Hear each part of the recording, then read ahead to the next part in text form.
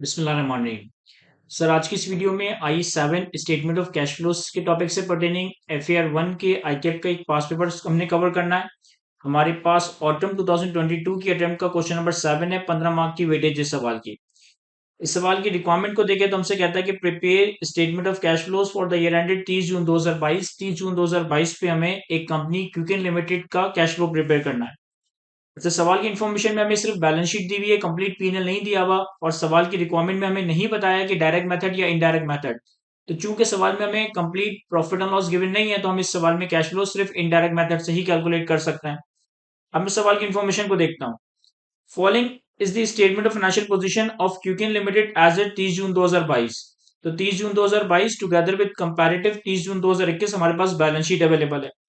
Balance sheet पे share capital, revaluation surplus, retained earning under long term loan, trade and other payable, advance from customer, land and building, vehicle, inventories, trade and other receivable, और cash and bank balance आ रहा है। फिर हमारे पास कुछ additional information है। Additional information में point number 1, during the year land and building were revalued for the first time resulting in surplus of 150 million and incremental depreciation of 15 million. कहता है हमने करंट ईयर में लैंड एंड बिल्डिंग को for the first time revalue किया, 150 रुपए का revaluation surplus create किया, और 15 मिलियन का इंक्रीमेंटल डेप्रिसिएशन है।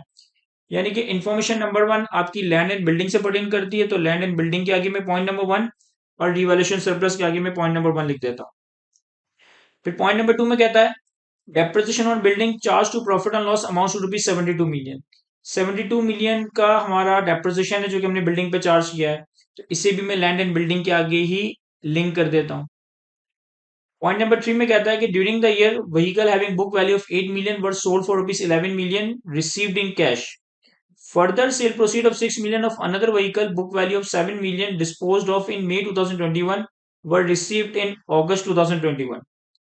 कहता है एक व्हीकल जिसकी बुक वैल्यू 8 मिलियन है, उसे हमने 11 मिलियन का बेचा और कैश में 11 मिलियन रिकवर कर लिया। फिर एक और व्हीकल जिसकी बुक वैल्यू 7 मिलियन है, इसे हमने 6 मिलियन का बेचा था मई 2021 में। देखिए, हमारा जो करंट ईयर है वो 30 जून 2022 है। 30 जून 2022 का मतलब है कि हमारा ईयर जो है वो 1 जुलाई 21 से लेकर 30 जून 2022 है। ठीक है। अब एक व्हीकल जो कि जिसकी बुक वैल्यू 7 मिलियन थी, जिसे 6 मिलियन में बेचा गया था मई 2021 में, यानी कि पिछले साल व्हीकल बेचा बेचा गया था, और इसकी जो प्रोसीड्स है 6 मिलियन की, हमें अगस्त 2021 यानी कि हमें करंट पीरियड के दरमियान रिसीव हुई है। तो व्हीकल वाली इंफॉर्मेशन मैं व्हीकल के आगे लिंक कर देता हूँ, पॉइंट नंबर 3। और पिछले साल जो व्हीकल बेची उसका जो पैसा है वो हमारे पास रिसीवल में रखा हुआ होगा, हमें करंट ईयर में वो 6 मिलियन का रिसीवल रिसीव हो गया, तो अदर रिसीवल के आगे भी मैं पॉइंट नंबर 3 लिख देता हूँ। फिर पॉइंट नंबर 4 में कहता है vehicle costing 51 million were purchase during the year of which 12 million is still unpaid. हमने ड्यूरिंग द ईयर 51 मिलियन की व्हीकल परचेज की, जिसमें से 12 मिलियन साल के आखिर में भी पेबल है, यानी कि 51 माइनस 12, 39 की पेमेंट हमने करंट ईयर में कर दी होगी। तो मैं व्हीकल के आगे ही पॉइंट नंबर 4 लिंक कर देता हूं, और जो अमाउंट अभी साल के आखिर में पेबल है वो हमारे पास ट्रेड एंड अदर पेबल में रखा हुआ होगा, तो मैं ट्रेड एंड अदर पेबल के आगे पॉइंट नंबर 4 कर देता हूं। फिर आगे में कहता है inventories as a 30 June 2022 include work in progress inventories of 96 million and 2021 80 million which are not available for cell.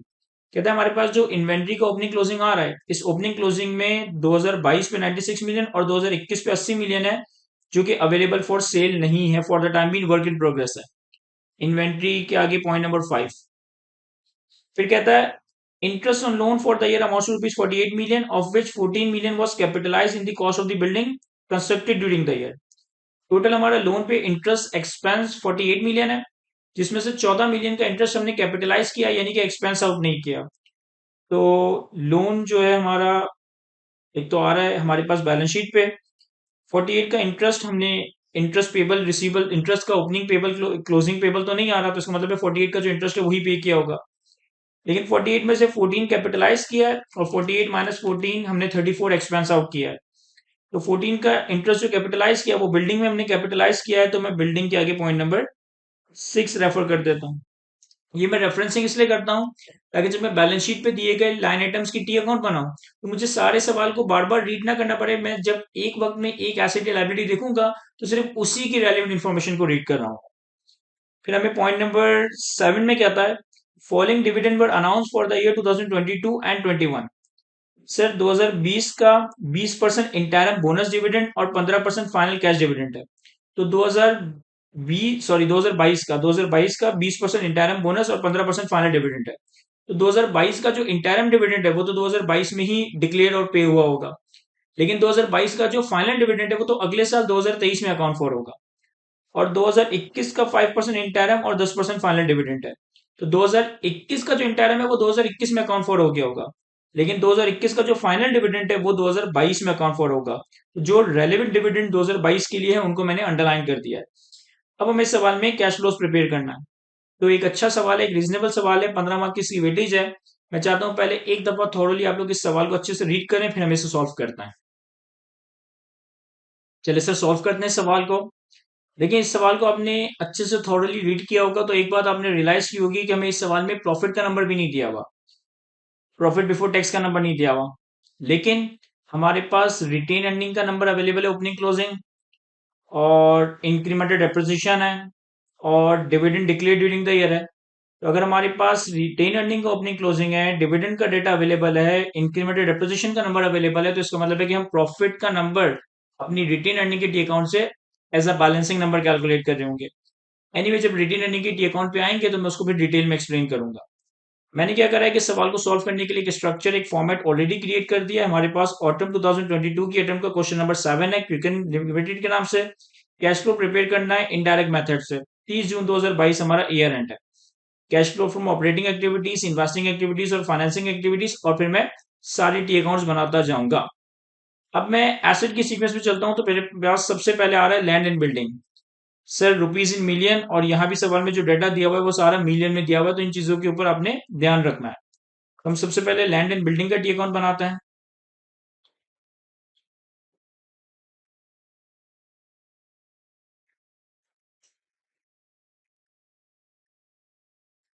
Sir land and building का ओपनिंग है हमारे पास 526, और क्लोजिंग है हमारे पास 748। अब लैंड एंड बिल्डिंग से पर्टेनिंग हमारे पास इंफॉर्मेशन नंबर 1, इंफॉर्मेशन नंबर 2 और इंफॉर्मेशन नंबर 6 में कोई बात लिखी है। इन्फॉर्मेशन नंबर 1 में कहता है कि हमने लैंड एंड बिल्डिंग को रिवैल्यू किया फॉर द फर्स्ट टाइम, तो 150 रुपए का रिवैल्यूएशन सरप्लस आया और 15 मिलियन का इंक्रीमेंटेड डेप्रिसिएशन है। तो 150 का हमने रिवैल्यूएशन सरप्लस रिकॉर्ड किया होगा, तो रिवैल्यूएशन सरप्लस का अकाउंट क्रेडिट और लैंड एंड बिल्डिंग को डेबिट कर दिया होगा। फिर हमारे पास इंफॉर्मेशन नंबर 2 में लिखा है कि हमने बिल्डिंग के ऊपर डेप्रिसिएशन चार्ज किए 72 मिलियन। तो हमारे पास डेप्रिसिएशन आ जाएगी बिल्डिंग के ऊपर 72 मिलियन क्रेडिट साइड पे। और फिर पॉइंट नंबर 6 में लिखा है कि हमने जो इंटरेस्ट ऑन लोन 48 का इंकर किया है, इसमें से 14 मिलियन का इंटरेस्ट हमने बिल्डिंग में कैपिटलाइज किया है। तो मैं अपने पास इंटरेस्ट के नाम से 14 मिलियन डेबिट साइड पे कैपिटलाइज कर देता हूँ। अब अगर मैं इस टी अकाउंट का बैलेंसिंग निकालूं तो 526 plus 150 plus 14 minus 72 minus 748। Sir हमारे पास 130 डेबिट साइड पे वीक आ रहा है। तो अगर 130 डेबिट साइड पे वीक आ रहा है तो इसका मतलब है कि ये हमने कोई एडिशंस की होंगी। तो मैंने बैलेंसिंग एडिशंस कैलकुलेट की तो ये आ गई 130। अब इस टी अकाउंट से पर्टेनिंग अगर मैं इंफॉर्मेशन को अपने कैश फ्लोस में प्लॉट करूं तो देखिए रिवैल्यूएशन सरप्लस एक इंटरनल चीज है जिसका कोई इंपैक्ट नहीं है कैश फ्लोस के ऊपर। इंटरेस्ट का कैश फ्लो पे एक इंपैक्ट आएगा, लेकिन जब मैं इंटरेस्ट पेड कैलकुलेट करूंगा तो इंटरेस्ट पेड के नाम से। और एडिशन से हमारे पास 130 की, तो 130 की जो एडिशन है उससे हमारा इन्वेस्टिंग कैश फ्लोस में इंपैक्ट आएगा। Purchase of land and building working 130, तो 130 नेगेटिव। और लैंड एंड बिल्डिंग के टी अकाउंट को मैं वर्किंग 1 के रेफरेंस दे देता हूँ। जितने टी अकाउंट बनाऊंगा उनको मैं रेफर करता जाऊंगा अपने सोल्यूशन में। डेप्रिसिएशन हमारे पास है 72 मिलियन, ये एक नॉन कैश एक्सपेंस है। तो हमारे पास ऑपरेटिंग एक्टिविटीज में प्रॉफिट फॉर द ईयर आएगा। प्रॉफिट फॉर द ईयर का नंबर हम लास्ट में कैलकुलेट करेंगे रिटेन अर्निंग के नंबर से। फिर प्रॉफिट फॉर द ईयर में हम एडजस्टमेंट करेंगे नॉन कैश इनकम और नॉन कैश एक्सपेंसेस के हवाले से। तो हमारे पास सबसे पहले डेप्रिसिएशन ऑन बिल्डिंग है, और डेप्रिसिएशन ऑन बिल्डिंग कितनी है 72। तो depreciation be non cash expense हम ऑपरेटिंग एक्टिविटीज के कैश फ्लोज में ऐड कर देंगे। तो लैंड एंड बिल्डिंग से पर्टेनिंग डेप्रिसिएशन को प्लॉट कर दिया, रिवैल्यूएशन सरप्लस को रिवैल्यूएशन सरप्लस के अकाउंट में प्लॉट करेंगे, इंटरेस्ट जब इंटरेस्ट को देखेंगे उस वक्त, और 130 के कैश फ्लो को अपनी इन्वेस्टिंग एक्टिविटीज में प्लॉट कर दिया। इसके बाद अगला टी अकाउंट हमारे पास रेलिवेंट है व्हीकल का। मैं व्हीकल का टी अकाउंट बना लेता हूँ।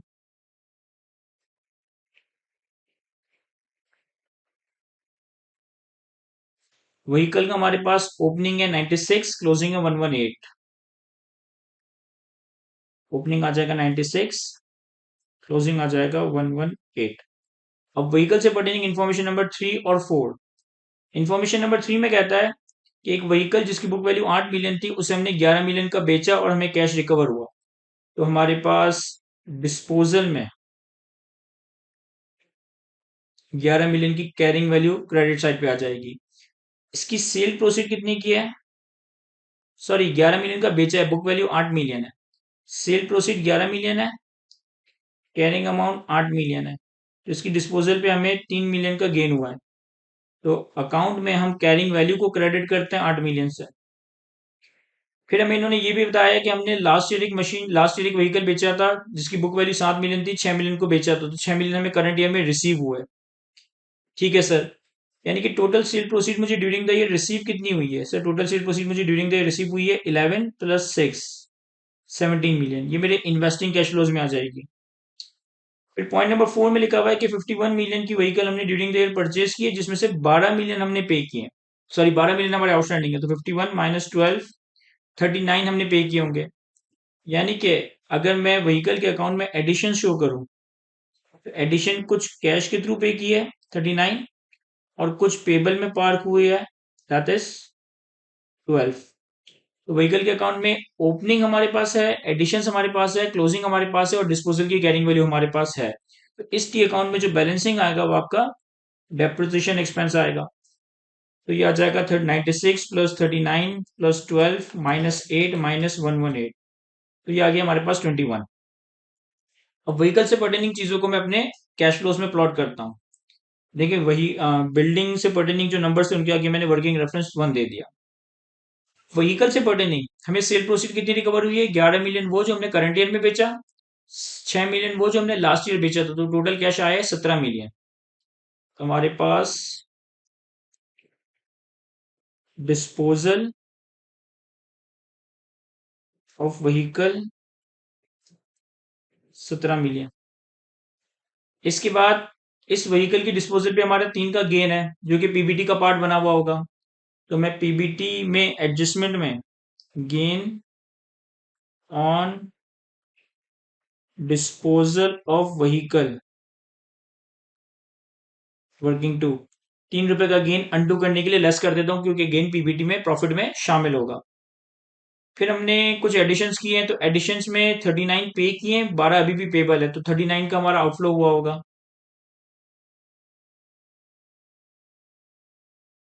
Purchase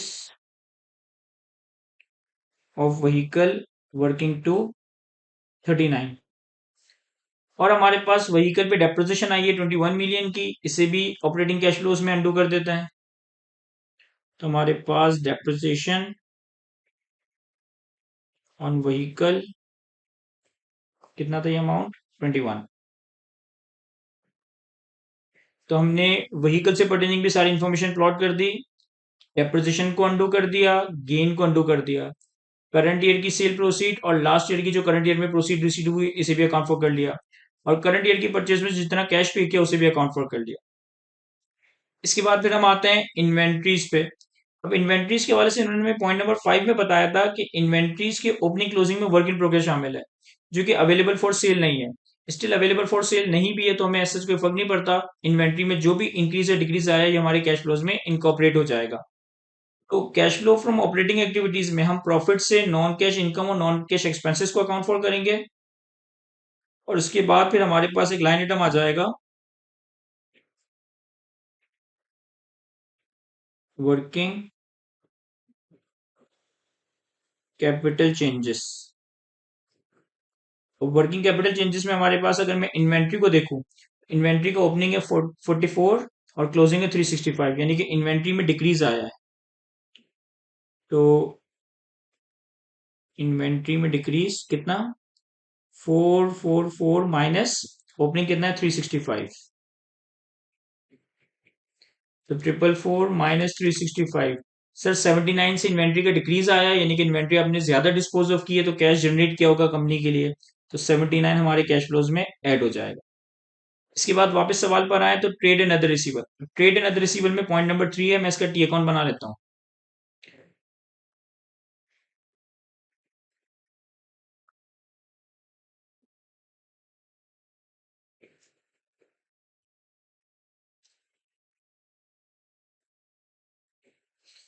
trade and other receiver में हमारे पास ओपनिंग है 185, क्लोजिंग है 212। ओपनिंग आ जाएगा 185, क्लोजिंग आ जाएगा 212। लेकिन ट्रेड रिसीवेबल के आगे मैंने पॉइंट नंबर 3 लिखा है। पॉइंट नंबर 3 में ये था कि एक व्हीकल जो हमने पिछले साल बेची थी 6 मिलियन की, उसका पैसा हमें करंट ईयर में रिसीव हुआ। अब इस 6 मिलियन का जो अमाउंट हमें करंट ईयर में रिसीव हुआ, इसे मैं अपने ऑपरेटिंग कैश फ्लोज में व्हीकल के नाम से ऑलरेडी प्लॉट कर चुका हूँ। इस 17 मिलियन के अंदर 6 मिलियन व्हीकल के भी शामिल थे, यानी कि यहाँ जो मुझे ट्रेड एंड अदर रिसीवर लेना चाहिए वो ओपनिंग 185 नहीं लेना चाहिए, बल्कि ओपनिंग हमारा आ जाएगा 185 माइनस 6, क्योंकि 6 का इम्पैक्ट आप इन्वेस्टिंग कैश फ्लोज में दिखा चुके हैं ना। तो 185 माइनस 6 ये आ जाएगा 179। अच्छा, ओपनिंग 179 है, क्लोजिंग 212, यानी कि ट्रेड रिसीवेबल में इंक्रीज आया है। जो भी इंक्रीज आया है वो हमारा डेबिट साइड पे, अगर हम बैलेंसिंग कैलकुलेट करें तो 212 माइनस 179 ये आ जाएगा 33। अपने ऑपरेटिंग कैश फ्लोज में trade receivable increase, working reference 333, और ट्रेड रिसीवेबल इंक्रीज का मतलब है कि हमारा रिसीवेबल में पैसा स्टक हुआ, तो इसे हम लेस कर देंगे। फिर हमारे पास बैलेंस शीट साइड पे एसेट्स में लैंड एंड बिल्डिंग हो गया, व्हीकल हो गया, इन्वेंट्रीज हो गया, और ट्रेड एंड अदर रिसीवेबल हो गया। कैश इन बैंक का नंबर हम कैश फ्लोज के आखिर में प्लॉट कर देंगे। अब हम आते हैं लाइबिलिटी साइड पे। अच्छा, लाइबिलिटी साइड में अगर हम देखें तो हमारे पास लॉन्ग टर्म लोन है। लॉन्ग टर्म लोन से पर्टेनिंग एसेट को इन्फॉर्मेशन नहीं है जिसे मैंने मार्क किया हो। लॉन्ग टर्म लोन का ओपनिंग है 460, क्लोजिंग है 335, यानी कि during the year long term loan repay किया है। तो cash flow from financing activities में लॉन्ग टर्म लोन रीपेड, कितना रीपे किया है 460 माइनस 335, 460 माइनस 335, तो ये आ जाएगा 125। 125 का लॉन्ग टर्म लोन रिपे किया है, तो इसे हम नेगेटिव में प्लॉट कर देंगे। इसके बाद अगर ट्रेड एंड अदर पेबल देखें तो इससे पर्टेनिंग इन्फॉर्मेशन नंबर 4 है, मैं इसका एक टी अकाउंट बना लेता हूं। Working for trade and other payable. Trade and other payable का हमारे पास ओपनिंग है 142 और क्लोजिंग है 160। अब ट्रेड एंड अदर पेपर से पर्टेनिंग इन्फॉर्मेशन नंबर 4 में कोई बात लिखी है, तो इन्फॉर्मेशन नंबर 4 में क्या होता है? इन्फॉर्मेशन नंबर 4 में था कि आपने 51 मिलियन की एक व्हीकल खरीदी, जिसमें से 12 मिलियन अभी भी आउटस्टैंडिंग है, यानी कि 51 माइनस 12 39 आपने पे कर दिए। तो जो 39 हमने पे किए थे ना, हमने एक्चुअली यहाँ पे वही अमाउंट लिखा था। हमने जो व्हीकल परचेस किया था उसमें से 39 पे किए थे, 12 का अमाउंट पेबल था। जब मैं 12 का अमाउंट पेबल ऑलरेडी इस 51 की एडिशन में से नेट कर रहा हूँ, इसका मतलब है कि मुझे क्लोजिंग पेबल में से 160 -12 करना चाहिए, क्योंकि वो -12 में ऑलरेडी 39 मैंने लिखा है, 51 से मैंने माइनस करके 12 भी 39 का कैश फ्लो दिखाया था। तो closing trade and other payable आ जाएगा हमारे पास 148। अब ओपनिंग है 142, क्लोजिंग है 148, तो इसका मतलब है कि इसमें भी ड्यूरिंग द ईयर इंक्रीज आया है। और कितना इंक्रीज आया है? 6 का। तो मैं अपने ऑपरेटिंग कैश फ्लोज में वर्किंग कैपिटल चेंजेस में ट्रेड पेबल में increase, working for 6। Trade payable increase होने का मतलब है कि आपने ज्यादा उधारी पे मान लिया, और आपने ज्यादा उधारी पे मान लिया यानी कि कंपनी का पैसा सेव किया, तो इंक्रीज इन ट्रेड पेबल को हम ऐड कर देंगे। तो हमारे पास ट्रेड पेबल भी हो गया। फिर है हमारे पास एडवांस फ्रॉम कस्टमर, इससे पर्टेनिंग कोई इन्फॉर्मेशन नहीं है। एडवांस इंक्रीज हो रहा है, ओपनिंग 35 था, क्लोजिंग 69 है। एडवांस फ्रॉम कस्टमर, इसमें इंक्रीज आया है कितना, 69 हो गया from the 35। Advance from customer में इंक्रीज आया 69 माइनस 35, 34 का। अगेंस्ट एडवांस फ्रॉम कस्टमर में इंक्रीज आने का मतलब है कि ड्यूरिंग द ईयर कस्टमर से ज्यादा एडवांस लिया तो कंपनी के पास कैश जनरेट हुआ, तो कैश फ्लो में हम पॉजिटिव दिखा रहे होंगे। तो ये हमारे पास लायबिलिटी के सारे अकाउंट भी कंप्लीट हो गए। अब हमारे पास शेयर कैपिटल, डिवैल्यूएशन सरप्लस और रिटेन अर्निंग का अकाउंट है, और इससे पर्टेनिंग इन्फॉर्मेशन नंबर 1 और डिविडेंड का डेटा पॉइंट नंबर 6 में अवेलेबल था। तो इन्फॉर्मेशन नंबर 6, इन सारी चीजों को हम एक साथ कंसिडर करते हैं। मैं तीनों के टी अकाउंट बना लेता हूँ। शेयर कैपिटल, रिटेन अर्निंग्स और रिवैल्यूएशन सरप्लस। शेयर कैपिटल का ओपनिंग है 400, क्लोजिंग है 480। Opening 400, closing 480। रिटेन अर्निंग का ओपनिंग, सॉरी, रिवैल्यूएशन सरप्लस का ओपनिंग 0, क्लोजिंग 135। Opening 0, closing 135। और रिटेन अर्निंग का ओपनिंग है 325, क्लोजिंग 337। Opening 325, closing 337। अब इन इंफॉर्मेशन से पर्टेनिंग एक तो पॉइंट नंबर 1 है। पॉइंट नंबर 1 में क्या था कि 150 रुपए से हमने लैंड एंड बिल्डिंग को रिवैल्यू किया था। तो जब हमने लैंड एंड बिल्डिंग को रिवैल्यू किया तो लैंड एंड बिल्डिंग में डेबिट साइड पे रिवैल्यूएशन सरप्लस के नाम से 150 प्लॉट किए। तो रिवैल्यूएशन सरप्लस के अकाउंट में ये क्रेडिट साइड पे है,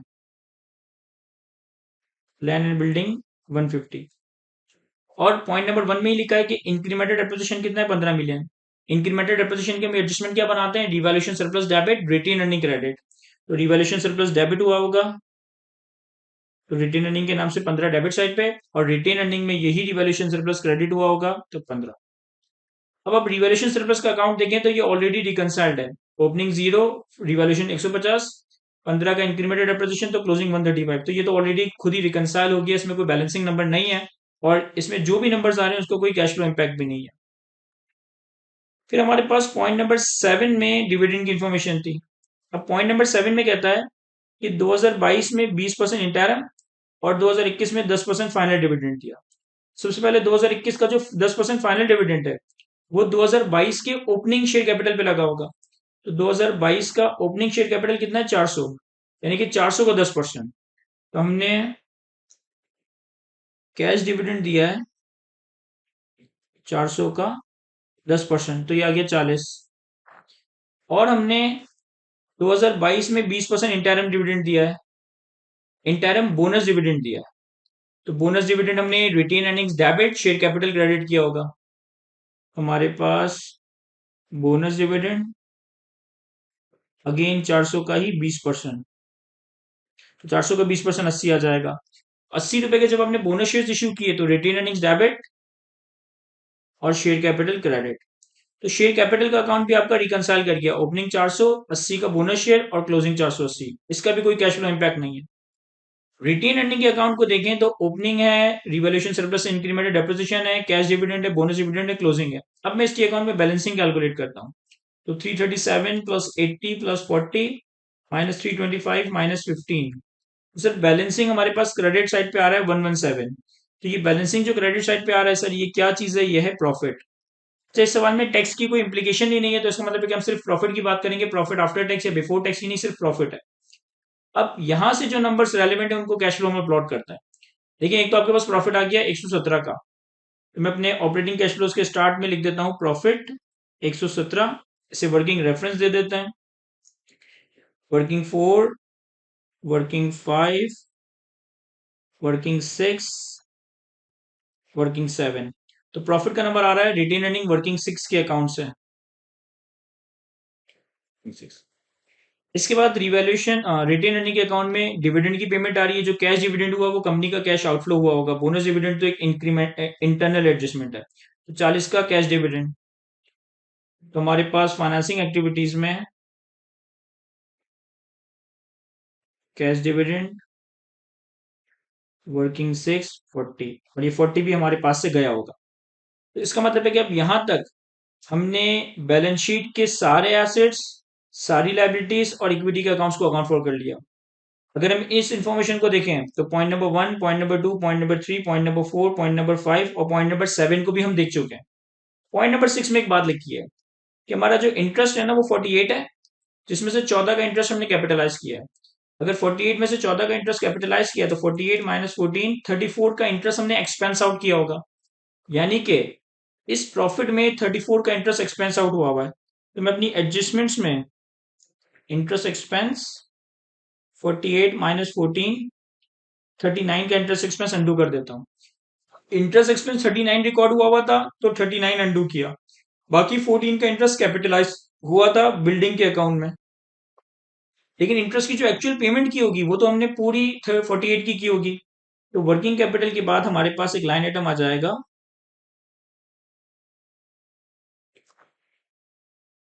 इंटरेस्ट पेड दैट इज 48। तो हमने सारे नंबर कैश फ्लोज के प्लॉट कर दिए, बस अब हमें टोटल करना है और देखना है कि हमने सही कैलकुलेट किया है या नहीं किया। तो 117 प्लस 72 माइनस 3 प्लस 21 प्लस 39, ये आ गया हमारे पास 246। 246 इज योर ऑपरेटिंग प्रॉफिट। फिर हमारे पास वर्किंग कैपिटल चेंजेस को अगर हम अकाउंट फॉर करें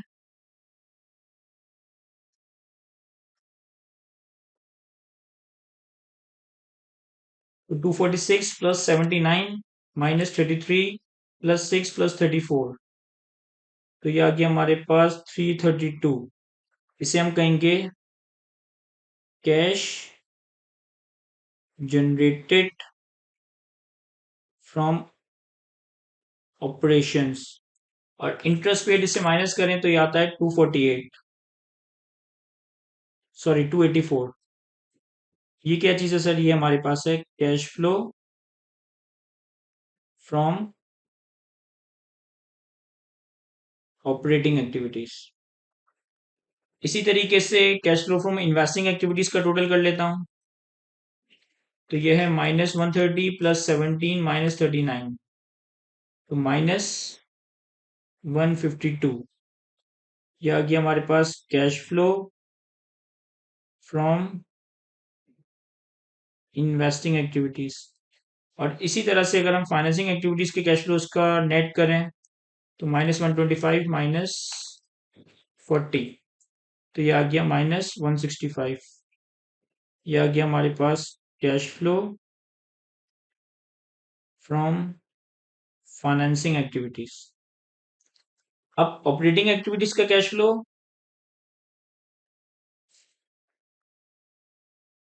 इन्वेस्टिंग एक्टिविटीज का कैश फ्लो और फाइनेंसिंग एक्टिविटीज का कैश फ्लो, इन तीनों का टोटल करें 284 माइनस 152 माइनस 165, ये आ गया हमारे पास -33।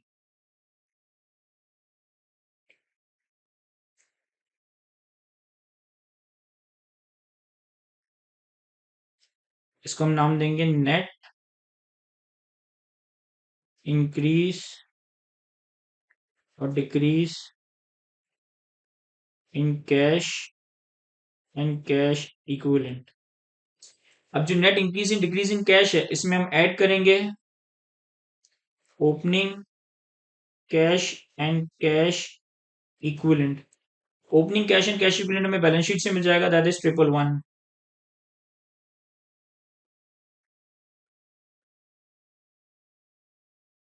और 111 की अमाउंट से अगर हम 333 हटा दे तो ये आ गया हमारे पास 78, जबकि यहाँ क्लोजिंग बन रहा है 73। तो ये हमारे पास आ रहा है 78 closing cash and cash equivalent, जबकि सवाल में गिवन कितना है 73 और हमारे पास कैलकुलेट हुआ है 78। तो डिफरेंशियल जो आ रहा है वो आ रहा है 5 रुपए का। 5 रुपए से हमारा कैश फ्लो टाई नहीं हो रहा, इसका मतलब है कि मैंने एरर कर दिया। तो मैं वीडियो को पॉज करके एरर आइडेंटिफाई करता हूँ, फिर आपको नोटिफाई करवाता हूँ। सर हमारे पास एरर फेज पे ही हमें आइडेंटिफाई हो गया। इंटरेस्ट एक्सपेंस जो मैंने 39 ऐड किया है, इंटरेस्ट एक्सपेंस जो मैंने 39 ऐड किया है, ये 39 नहीं है, 48 माइनस 14 का नंबर बन रहा है हमारे पास 34। और जब 34 करूंगा तो मेरे पास operating profit, cash flow from operations, operating activities, net increase और डिक्रीज इन कैश और क्लोजिंग सारी चीजें रिकनसाइल कर जाएगी।